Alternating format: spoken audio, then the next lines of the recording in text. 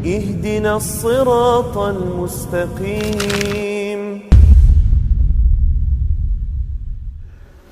Bismillahirrahmanirrahim. Assalamualaikum warahmatullahi wabarakatuh.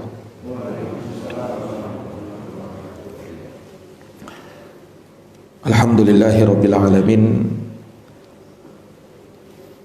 Wal aqibatu lil muttaqin wala udwana illa 'alal zalimin. Asyhadu an la ilaha illallah wahdahu la syarikalah, ilahul awwalin wal akhirin. Wa asyhadu anna Muhammadan abduhu wa rasuluhu as-sadiqul amin. Sallallahu alaihi wa ala alihi wa sahbihi wa man tabi'ahum bi ihsanin ila yaumiddin wa sallama tasliman katsira, amma ba'd. Allahumma la ilma lana illa ma 'allamtana innaka antal alimul hakim. Allahumma 'allimna ma yanfa'una wanfa'na bima 'allamtana wa zidna ilman ya karim. Rabbi shrah li sadri wa yassir li amri wahlul 'uqdatan min lisani yafqahu qawli. Ikhwani fid din, a'azzani Allah wa iyyakum. Alhamdulillah, pada subuh hari yang berbahagia ini, dengan taufik dari Allah Subhanahu wa taala, kita dapat melanjutkan kembali pembahasan dari Kitabul Jami' dari Bulughul Maram karya Al-Hafidz Ibnu Hajar Al-Asqalani rahimahullahu taala. Kita masih dalam bab At-Tarhib min Masawi'il Akhlaq.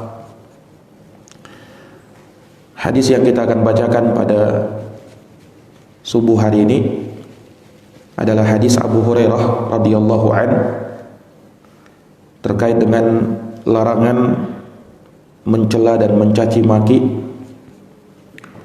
sesama muslim. Di sini beliau katakan, wa an Abi Hurairah radhiyallahu anhu qala qala Rasulullah sallallahu alaihi wasallam, al-mustabbani ma qala fa'alal badi'i ma lam ya'taddil mazlum, ma lam ya'taddil mazlum. Dan dari Abu Hurairah radhiyallahu anhu, beliau berkata, Rasulullah sallallahu alaihi wasallam bersabda, al-mustabbani, dua orang yang saling mencaci maki, maqala, apa yang diucapkan oleh keduanya, fa'alal badi'i, maka dosanya ditanggung oleh orang yang memulai, ma lam ya'taddil mazlum, selama orang yang dizalimi tidak melampaui batas. Akhrajahu Muslim. Hadis ini dikeluarkan oleh Al-Imam Muslim. Nah, ikhwani fiddin, azani Allah wa iyyakum. Hadis ini diterima dari sahabat Abu Hurairah Abdurrahman ibnu Sakhar Ad-Dawsi radhiyallahu anhu, seorang sahabat yang mulia, bahkan merupakan sahabat yang paling banyak meriwayatkan hadis dari Nabi sallallahu alaihi wasallam. Beliau ahfadzus sahabah. Nah, beliau ini dulunya bernama Abdus Syams, hamba matahari. Itu di masa jahiliyah sebelum Islam. Nah, orang-orang Arab jahiliyah biasa menamakan anak-anak mereka dengan nama sesuatu yang besar atau memperhamba kepada berhala mereka, seperti Abdul Uzza, Abdul Manat, Abdul Hubal. Itu biasa mereka menamakan dengan nama-nama seperti itu. Nah, termasuk Abu Hurairah dinamakan dengan Abdus Syams, yang artinya hambanya matahari. Nah, tentu yang seperti ini adalah perkara yang tidak dibolehkan karena memperhamba kepada selain Allah. Seseorang kalau bernama Abdul, maka dia mesti mencari nama dan disandarkan kepada Allah Subhanahu wa taala. Abdullah, Abdurrahman, Abdul Malik, Abdul Ghafur. Bukan dengan nama-nama yang memperhamba kepada selain Allah. Abdul Syams, ini tidak boleh. Atau ada yang bernama Abdul Harith. Al Harith bukan nama Allah. Nah, itu dari nama-nama yang tidak diperbolehkan. Kenapa? Karena memperhamba kepada selain Allah Subhanahu wa taala. Memperhamba kepada selain Allah. Ya, sama juga terkait dengan nama Abdul Muttalib. Itu nama kakeknya Nabi SAW. Tetapi nama itu dipermasalahkan sebab Abdul Muttalib, Al-Muttalib bukan nama Allah. Nah, seseorang kalau memperhamba dengan nama Abdun, maka hendaknya dia mencari nama dari nama-nama Allah. Baru dia boleh untuk bernama dengan nama seperti itu. Oleh karenanya Abu Hurairah yang dulunya bernama Abdul Syams diganti namanya oleh Nabi menjadi Abdurrahman. Ya, walaupun ada ikhtilaf para ulama tentang namanya, tetapi yang dikuatkan oleh Imam Nawawi, Abu Hurairah bernama Abdurrahman, bapaknya Sakhar. Nah, Sakhar itu dalam bahasa Arab artinya burung elang. Ya. Orang Arab memang biasa selain mereka menamakan dengan nama-nama memperhamba kepada selain Allah, terkadang nama-namanya dinamakan dengan nama-nama yang hewan-hewan buas yang untuk menunjukkan keberanian. Seperti ada yang bernama dengan Asad. Asad artinya singa. Nah, ada yang bernama dengan nama Fahad. Ini macan tutul. Sakhar, burung elang. Itu nama-nama yang biasa mereka pakai untuk melambangkan keberanian, kehebatan. Umar bin Khattab digelari dengan Abu Hafs. Hafs artinya singa, bapaknya singa. Itu Umar bin Khattab radhiyallahu anhu. Dan biasanya memang digelari seperti itu sesuai dengan orangnya. Abu Umar bin Khattab radhiyallahu anhu ya, memang dikenal sebagai orang yang berani dan sangar orangnya. Nah, makanya Umar bin Khattab disebutkan perawakannya tinggi besar. Ya, kalau menaiki kuda beliau terseret kakinya, menunjukkan orangnya sangat tinggi. Dan beliau juara bertahan dalam pertandingan gulat di pasar Ukas tatkala itu. Ini Umar bin Khattab. Nah, Abu Hurairah pun demikian, karena beliau suka dengan kucing, maka dinamakan dengan Abu Hurairah. Hurairah itu kucing betina yang kecil. Sebenarnya Nabi punya gelaran tersendiri untuk Abu Hurairah. Nabi sering memanggilnya dengan Abu Hir. Ya Aba Hir. Hir itu kucing jantan dewasa. Kalau Hurairah kucing betina yang kecil. Nabi memanggil Abu Hurairah bukan dengan Abu Hurairah, tapi ya Aba Hir. Wahai Abu Hir, bapak dari kucing jantan yang dewasa. Ini lebih memuliakan Abu Hurairah. Akan tetapi ya, nama Abu Hurairah sudah terlalu melekat pada beliau, sehingganya beliau lebih dikenal dengan sebutan Abu Hurairah. Iya. Nah, beliau banyak meriwayatkan hadis dari Nabi SAW. Ya, 5.000 sekian hadis yang beliau riwayatkan. Salah satunya hadis yang kita bacakan pada subuh hari ini. Rasulullah bersabda, al-mustabbani, dua orang yang saling mencaci maki. Maqala, apa yang diucapkan oleh keduanya, dua orang yang saling mencaci maki ini, fa'alal badi, maka dosanya ditanggung oleh orang yang pertama kali memulai celaan, bukan oleh keduanya, tetapi orang yang pertama kali mencela dan mencaci maki.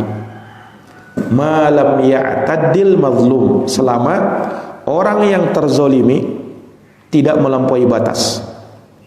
Selama orang yang terzolimi, yang dicaci maki duluan, itu tidak melampaui batas. Nah, ikhwani fiddin, a'azani Allah wa iyyakum, hadits ini menerangkan kepada kita larangan dari mencela dan mencaci maki. Ya, tentunya ini dengan ucapan dan kalimat-kalimat yang buruk. Ini dilarang. Seorang muslim, seorang mukmin tidak disifatkan dengan sifat mencela dan mencaci maki. Seorang muslim selamat dari hal yang demikian. Dia memuliakan lisannya dan menjaga lisannya dari mencela dan mencaci maki. Iya.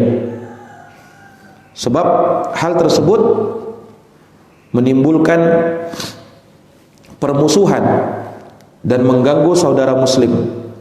Dan cukuplah ayat di dalam Al-Qur'an, walladzina yu'dzunal mu'minina wal mu'minati bighairi maktasabu faqad ihtamalu buhtanan wa itsman mubina.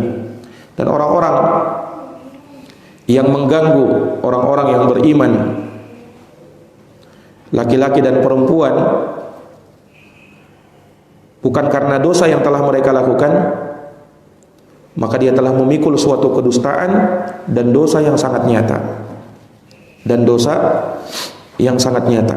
Nah, tentunya menimbulkan permusuhan ini dari perkara yang dilarang di dalam syariat. Iya.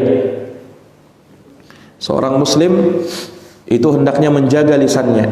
Makanya Rasulullah sallallahu alaihi wasallam pernah bersabda, al-muslimu man salimal muslimuna min lisanihi wa yadihi. Orang muslim yang sempurna adalah seorang yang kaum muslimin lainnya selamat dari gangguan lisan dan tangannya. Dia tidak mengganggu orang lain, entah dengan perbuatannya atau dengan ucapannya. Dia jaga lisannya, jangan sampai menyakiti saudaranya, mengganggu saudaranya. Iya. Makanya menjaga lisan ini dari perkara yang dituntut dalam syariat. Bahkan Rasulullah SAW menjanjikan orang yang menjaga lisannya dengan surga. Orang yang menjaga lisannya dengan surga. Rasulullah SAW jamin, man yatman li, siapa yang menjamin untuk saya, ma baina lihyaihi, apa yang ada di antara kedua jenggotnya, yaitu lisannya, dan apa yang ada di antara kedua pahanya, yaitu kemaluannya, dia jaga lisan dan kemaluannya, adman lahul jannah, kata Nabi, saya jamin untuknya adalah surga. Sementara orang yang tidak menjaga lisannya, maka dikhawatirkan dengan satu kalimat yang dia ucapkan itu bisa menjerumuskan dia, menyebabkan dia masuk ke dalam neraka. Rasulullah pernah bersabda dalam hadis riwayat Bukhari dan Muslim, kata Nabi sallallahu alaihi wasallam, ya, kalimatani, atau tidaklah seorang muslim mengucapkan suatu kalimat la yulki bihabalan, yang dia tidak memperhatikan ucapannya tersebut. Ternyata ucapan itu yazillu biha finnar, menyebabkan ia masuk ke dalam neraka. ab'ad ma bainal masyriq wal maghrib. Lebih jauh dari jarak timur dan barat. Ini dengan satu ucapan yang diucapkan oleh seorang muslim, maka hal tersebut menyebabkan ia terjerumus ke dalam neraka, lebih jauh dari jarak timur dan barat. Makanya seorang berhati-hati dan senantiasa menjaga lisannya. Kalau kita mau berkata-kata, hendaknya melihat dan berfikir terlebih dahulu. Kata Imam Syafi'i rahimahullah, idza takallamta fafakkir.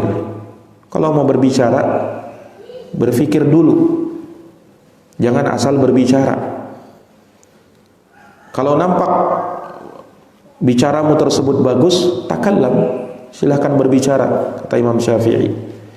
Wa illa, jika tidak atau kamu ragu dengan ucapanmu tersebut, fa'amsik, maka tahan dulu lisanmu sampai kamu mendapatkan kalimat-kalimat yang bagus, kalimat-kalimat yang baik, yang hal tersebut bisa menyelamatkan dirimu dari kebinasaan. Ya, betapa banyak terjadi permusuhan, perkelahian, awalnya karena apa? Awalnya karena lisan, karena pembicaraan. Orang tersinggung, akhirnya marah, kemudian saling mencela, saling memukul, dan pada akhirnya nanti bisa sampai saling menumpahkan darah. Nah, itu berawal dari lisan. Oleh karenanya hati-hati terhadap lisan ini. Apalagi di zaman sekarang ini, ya, ucapan orang itu mudah viral. Apalagi kalau sudah masuk ke sosial media. Nah, ini hati-hati. Dan pertanggungjawabannya sangat besar di sisi Allah Subhanahu wa taala. Apalagi kalau sudah terucap, apalagi kalau sudah terekam. Ya, ucapan itu susah untuk dikembalikan lagi.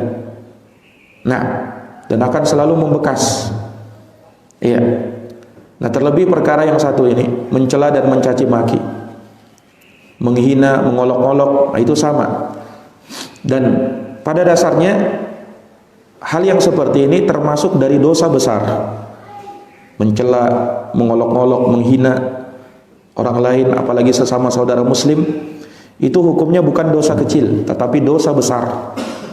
Ya, di dalam Al-Quran, di surat Al-Hujarat ayat 11, Allah Subhanahu wa taala berfirman, ya ayyuhalladzina amanu, wahai orang-orang yang beriman, la yaskhar qaumun min qaumin, janganlah suatu kaum mengolok-olok kaum yang lain, asa ayyakunu khairan minhum, karena boleh jadi mereka yang diolok-olok itu lebih baik dari mereka yang mengolok-olok, mencela dan mencaci maki.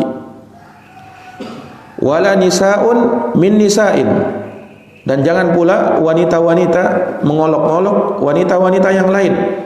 Kenapa? Asa ayyakunna khairan minhunna, karena boleh jadi wanita yang diolok-olok itu lebih baik dari wanita yang mengolok-olok. Kemudian kata Nabi, apa kata Allah Subhanahu wa taala?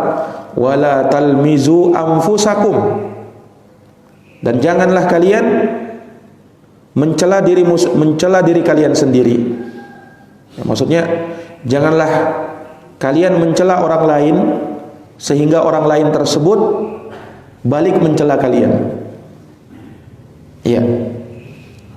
Makanya semisal dengan ini juga ada hadis Rasulullah menyebutkan, janganlah seseorang itu mencela orang tuanya sendiri.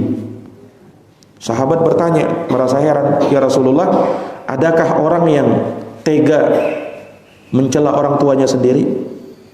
Kata Nabi, yasubbu abar rajul, dia mencela orang tua dari orang lain. Fayasubbu abahu, maka orang lain tersebut membalas mencela orang tuanya. Nah, itu sama saja dengan mencela orang tua sendiri, karena dia menjadi sebab orang tuanya dicela oleh orang. Dia menjadi sebab orang tuanya dicela oleh orang. Makanya Nabi melarang hal tersebut, dan di dalam ayat ini diterangkan, ya, wala tanabazu wala talmizu anfusakum. Janganlah kamu mencela orang lain sehingga orang lain tersebut balik mencela dirimu sendiri. Jadi kamu jadi tercela gara-gara kamu yang memulai duluan. Gara-gara kamu yang memulai duluan. Wala tanabazu bil alqab. Kemudian kata Allah, dan janganlah kamu saling memanggil-manggil dengan gelaran yang buruk. Digelari saudaranya dengan gelar-gelar yang buruk. Nah, ini dilarang oleh Allah Subhanahu wa taala. Bi'sal ismul fusuq ba'dal iman wa man lam yatub fa ulaika humuz zalimun. Kata Allah, seburuk-buruk panggilan ialah panggilan yang buruk, yang fasik sesudah keimanan.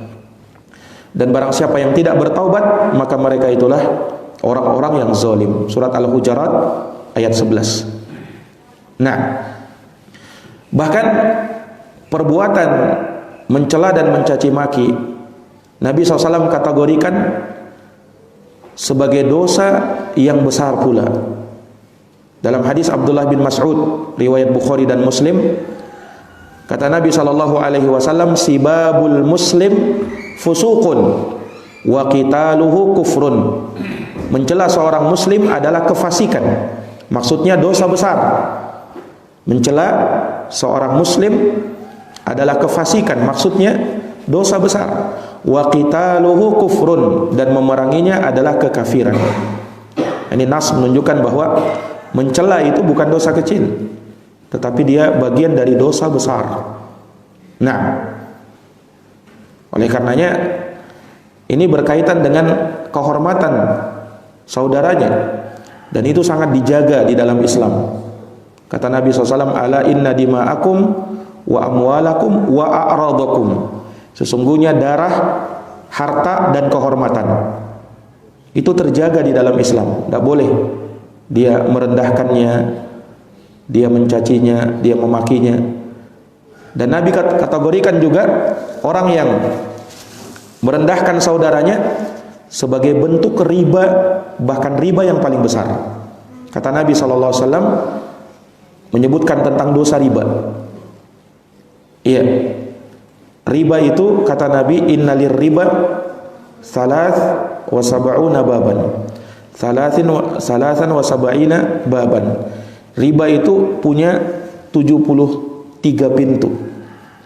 Fa'adanaha, yang paling ringannya dari pintu riba, mislu ityanir rajul ummahu, seperti seseorang mendatangi atau berzina dengan ibunya sendiri.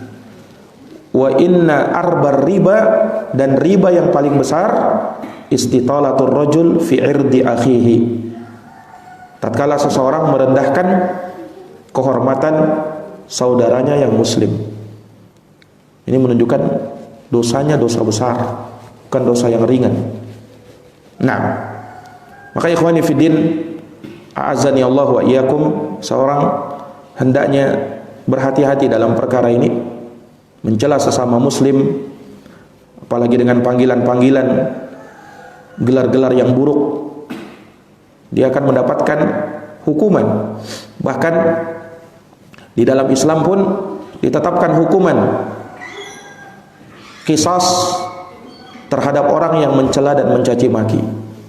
Nah, diriwayatkan dari Ali bin Abi Thalib, beliau pernah ditanya tentang ucapan seseorang kepada orang lain dengan mengatakan, wahai orang fasik, wahai orang jelek.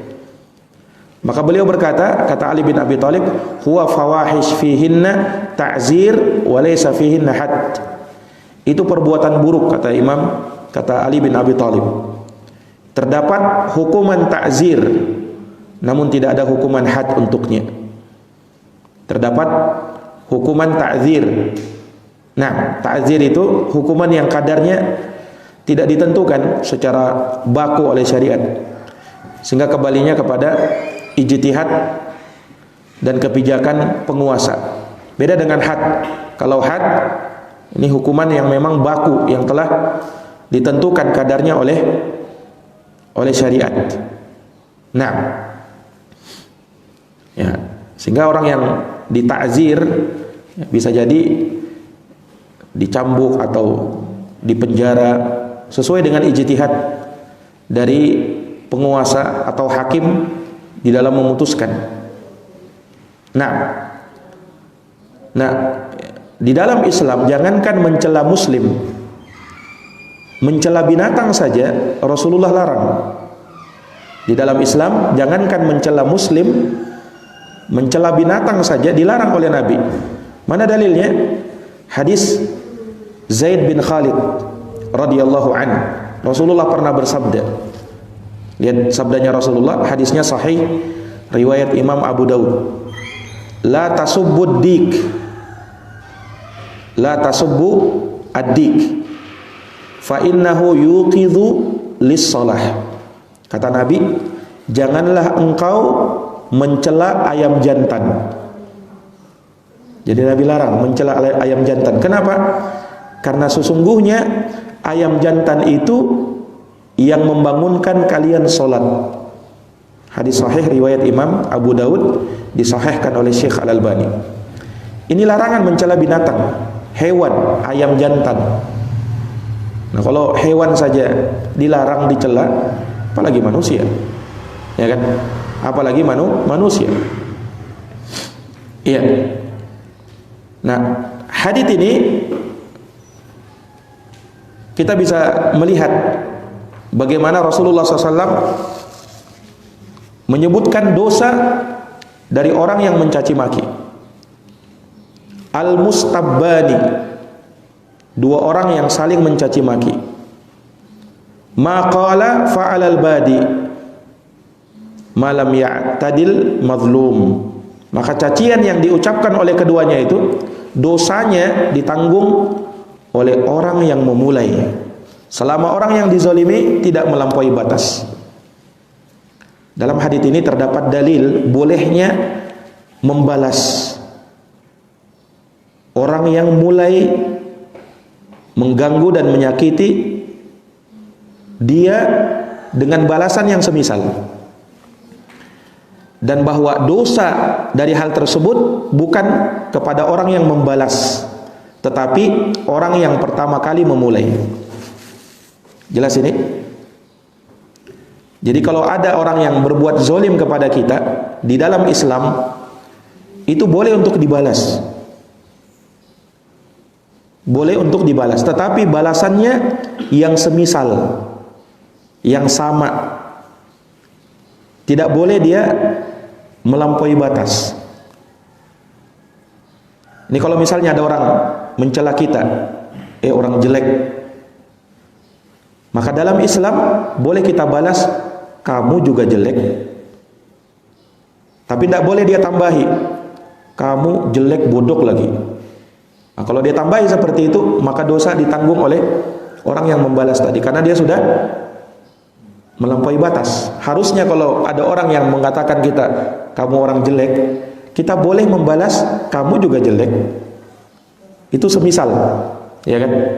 Tetapi kalau dia tambahi, kamu jelek, bodoh lagi, hidup lagi, nah, ini kan sudah melampaui batas. Nah, yang seperti ini dosanya ditanggung oleh orang yang membalas. Yang pertama memulai juga sudah mendapatkan dosa dengan hal tersebut.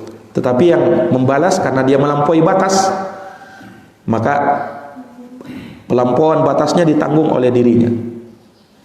Nah, kenapa di dalam Islam kita boleh membalas? Ya karena memang di dalam Islam ada hukum qisas. Ada hukum apa? Qisas. Dalam Quran dalilnya surat Asy-Syura ayat 40. Allah berfirman, wa jazaa'u sayyi'atin sayyi'atun misluha.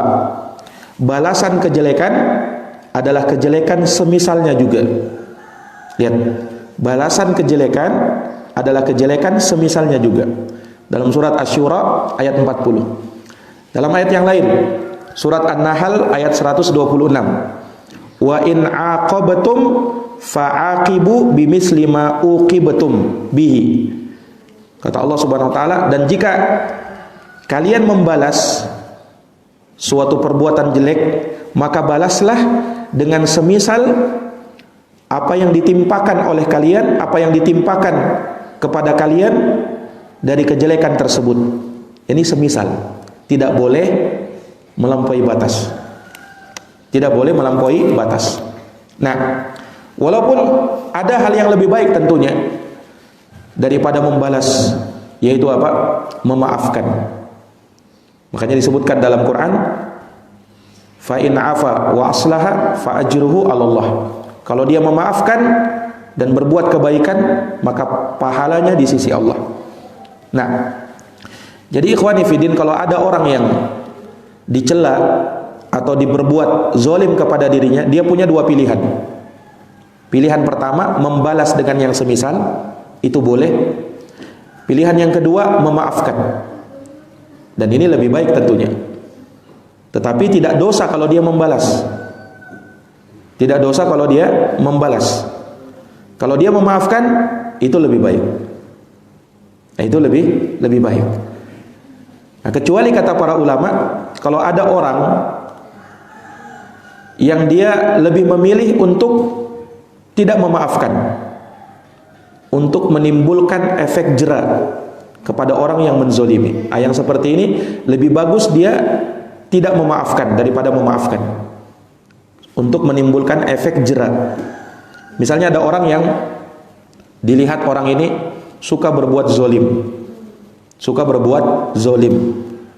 Maka kepada orang yang seperti ini, untuk menimbulkan efek jera supaya dia tidak mengulangi kezolimannya, lebih bagus dia membalas ketimbang memaafkan. Kenapa? Karena dengan dia membalas itu lebih bagus bagi dirinya, bagi orang yang menzolimi itu.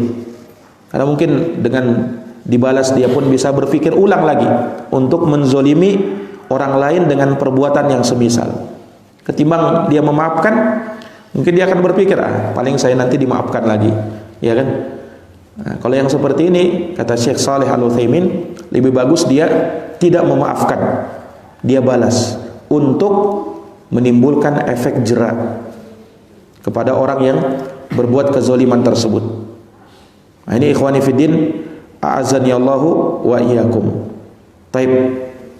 Maka hadis ini memberikan faedah demikian, ya, bahwasanya orang yang saling mencela, maka belum tentu kedua-duanya tersebut adalah orang yang berdosa. Kenapa? Karena orang yang membalas itu dia tidak berdosa, sekedar membalas. Tetapi kalau yang membalas sudah melampaui batas, maka dosanya ditanggung oleh kedua-duanya, yang memulai dan juga yang membalas dengan hal yang lebih, dengan kezaliman. Ini ikhwani fiddin, azani Allah wa iyyakum. Seperti yang tadi kita sebutkan bahwa di dalam Islam ada hukum qisas. Gigi dibayar dengan gigi. Kalau ada orang yang mematahkan gigi orang, qisasnya gigi yang mematahkan itu dipatahkan juga. Iya, itu hukum qisasnya. Yang semisal, mata dibalas dengan mata, gigi dibalas dengan gigi. Asal jangan sampai melampaui batas. Nah, ini kan kadang orang kalau sudah membalasnya keterlaluan. Nah, membalasnya keterlaluan. Itu tidak boleh. Harus dia balas, kalau mau membalas yang semisal saja. Jangan lebih daripada itu. Jangan lebih daripada itu. Nah, ini ikhwani fiddin, a'azzani Allahu wa iyyakum. Nah, maka di dalam hadis ini menunjukkan kepada kita bahaya dari mencela dan mencaci maki, apalagi sampai menyebut saudaranya dengan sebutan binatang. Nah, ini perkara yang nauzubillah tersebar di zaman kita ini, ya, dari akibat pergaulan yang tidak sehat.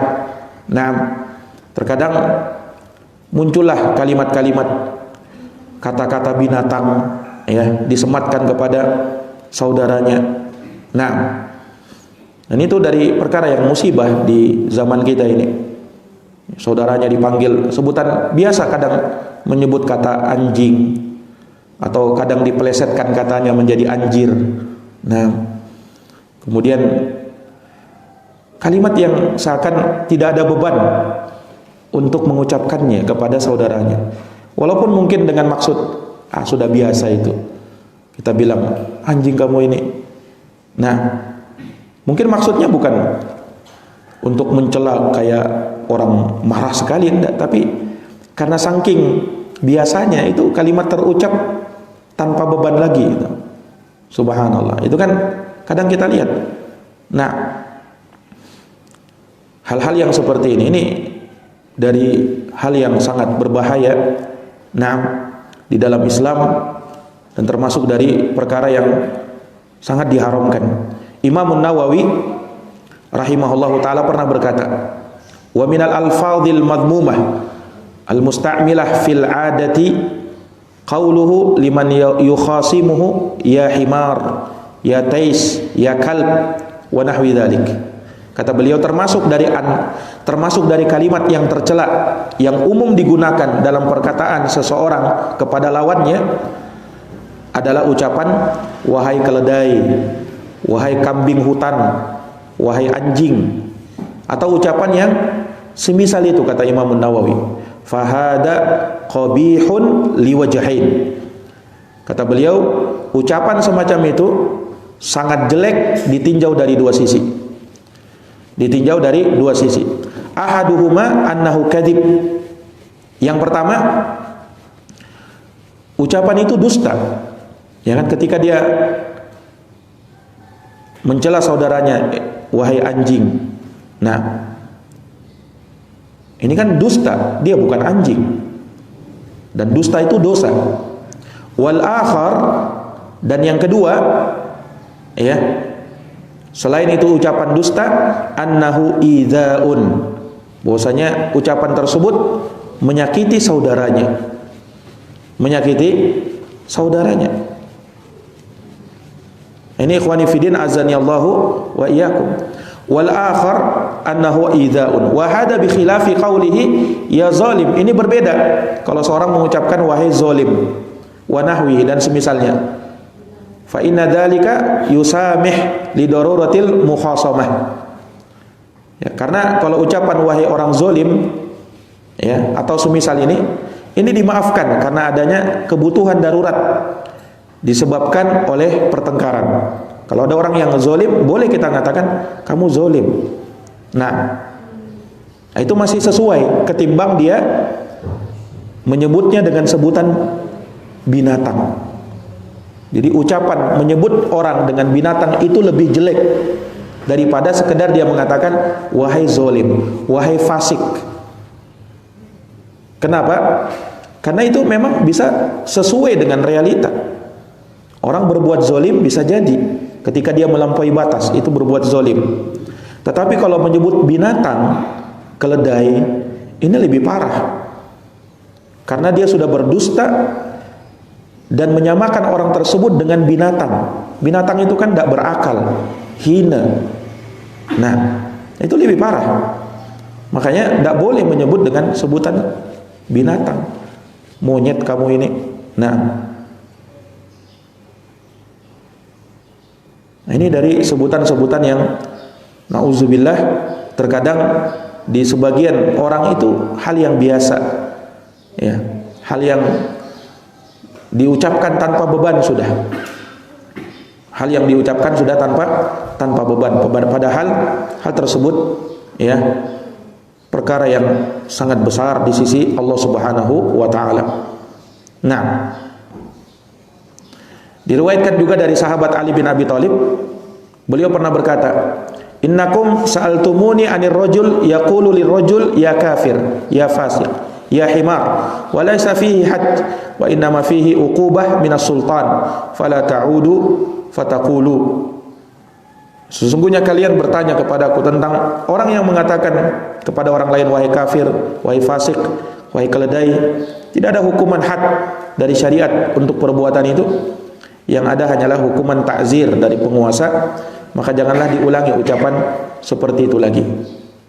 Nah, Sa'id ibnul Musayyab pernah mengatakan, la taqul li sahibika ya himar, ya kalb, ya khinzir, fayaqulu laka yaumal qiyamah aturani khuliqtu kalban aw himaran aw khinziran. Kata Imam Sa'id Ibnul Musayyab, janganlah kamu berkata kepada temanmu wahai keledai, wahai anjing, wahai babi, karena kelak di hari kiamat engkau akan ditanya, apakah engkau melihat aku diciptakan sebagai anjing, keledai atau babi? Dia akan ada hisabnya, akan ditanya. Orang yang mengolok itu dengan sebutan binatang akan dituntut dia, apakah kamu pernah menciptakan dia dengan dari anjing atau babi? Pernahkah kamu melihat dia diciptakan dari hal tersebut? Dan dia akan dituntut dengan hal itu. Nauzubillah. Nah, maka sekali lagi ucapan seperti ini ucapan yang sangat berbahaya, ya. Dan seseorang hendaknya bertaubat kepada Allah Subhanahu wa taala, ya, apabila pernah melakukannya, dan apabila dia sebutkan hal tersebut kepada saudaranya, hendaknya dia meminta maaf. Naam. Dan dia berjanji untuk tidak mengulanginya, sebab hal yang seperti ini sekali lagi itu bukan dosa kecil, tetapi itu bagian dari dosa besar. Ya. Ikhwani fillah azani Allah wa iyyakum. Maka demikian hadis yang kita bisa bacakan pada kesempatan subuh hari ini, hadis tentang larangan mencela sesama muslim, ya. Dan seseorang menanggung dosa dari perbuatannya tersebut. Nah, sementara orang yang membalas, maka dia tidak berdosa selama tidak melampaui batas. Selama tidak melampaui batas. Kalau dia melampaui batas, maka dia akan mendapatkan hukuman dan mendapatkan dosa karena perbuatan melampaui batas tersebut. Nah, dan kalau dia memaafkan, maka itu tentu jauh lebih baik. Wallahu ta'ala alam bisawab. Demikian yang bisa kita paparkan, semoga bermanfaat. Hadanallahu wa iyyakum ajma'in. Subhanakallahumma wa bihamdika asyhadu an la ilaha illa anta astaghfiruka wa atubu ilaik. Walhamdulillahi rabbil alamin. Wassalamualaikum warahmatullahi wabarakatuh.